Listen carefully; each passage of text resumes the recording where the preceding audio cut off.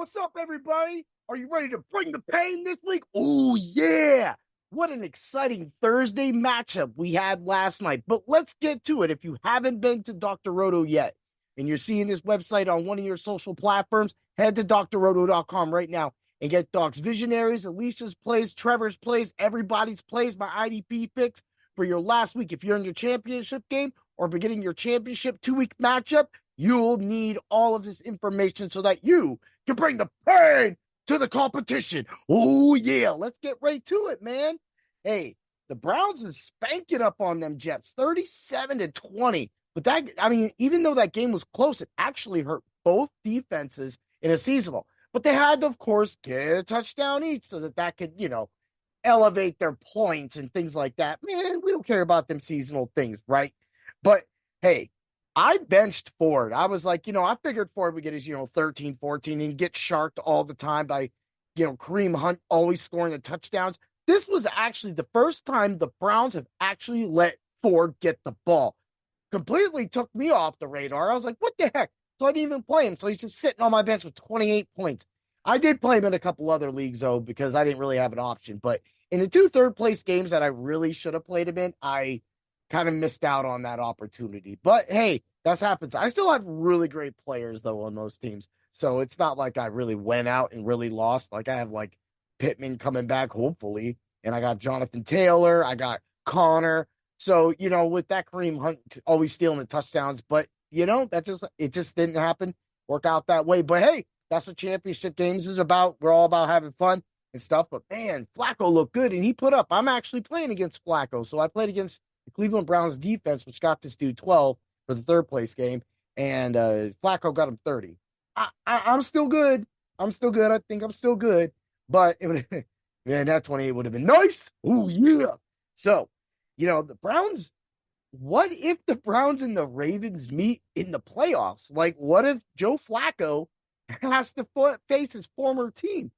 And what if that's like to go to the Super Bowl? Who knows what's going to happen with all the crazy games and things that have been happening this year? So when you look and you add all that together, it is very, very, very a high possibility that the Ravens could be facing the Browns.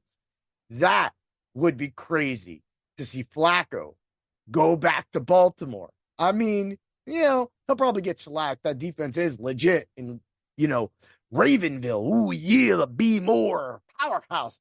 Dig it? Yeah. Bird game. Dig it? So, that being said, I know that all of you have been waiting for it. I'm not going to spend a lot of time on it, but I do want to say before I give out my Macho pick of the week, I want to say thank you to everybody for supporting my podcast and all my articles this year and every year before that. Of course, going into the future, you know that I'm always going to bring the pain for all of you, make sure that you have the best information, the best plays, and for whatever it's worth, man, every single week, the Macho pick of the week has put up, man, sometimes not as good. Sometimes weird things happen. Game flow has been good.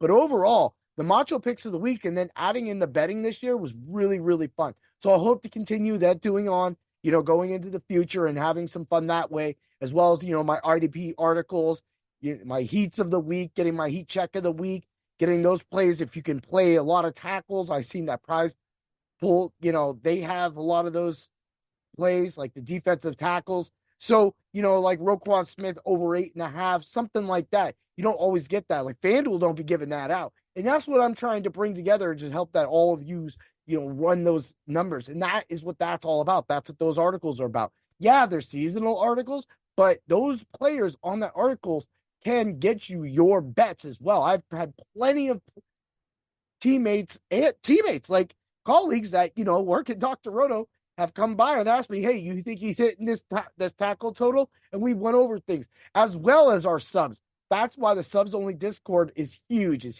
And stepping into the new year and going into another baseball season, we had a killer year last year. The content was fire. It was precise. And that's what we're going to be given. But baseball's so far away. Right now, we got basketball going on, all sorts of college going on.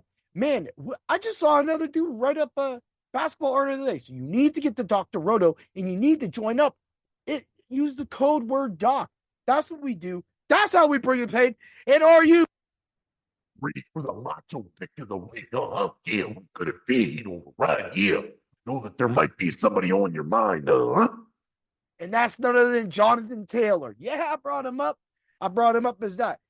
Let's just go over it right here. He hasn't been getting any work in the passing game. So right now, FanDuel Sportsbook has him at reception total, receiving yards, 13.5. I don't really like it, but it is a 114. Now, his rush alt rate now for 40 yards is negative 750. All right. So you're only getting, a 0.25 back a unit on that right now. That's not if it gets worse. His touchdown prop is kind of big though. It's a negative 165. And that practically tells you that Jonathan Taylor's going to score. And I want to bring up last game. Jonathan Taylor was killing it, smashing in that game. And it seemed like once the Colts got behind, they went away from him and they didn't have Michael Pittman to really come out. But they didn't really throw the ball. Like I heard, a guy say, talk about the tight ends were getting up. Yeah. Yeah. Like the tight ends were going off. And I'm like, come on. Like Downs, I played Pierce as like a sneaky play because for his salary, it was cheap.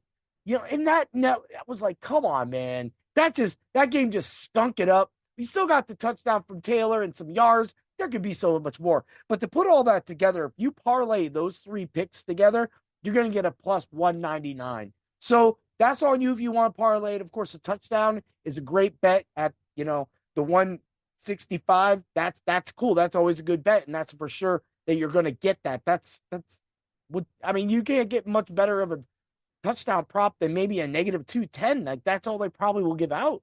Maybe something more, but doubt that. 165 is nice. Get him on your lineups because you know what? He might just be on the very contrarian lineup. So stay tuned for the Ultra Contrarian Show. And also make sure that you head over to Dr. Roto, as I talked about earlier, get all your information so that you can bring the pain to the DFS slates and the seasonal slate. Oh, yeah. Have a great day, everybody, and may the points be with you.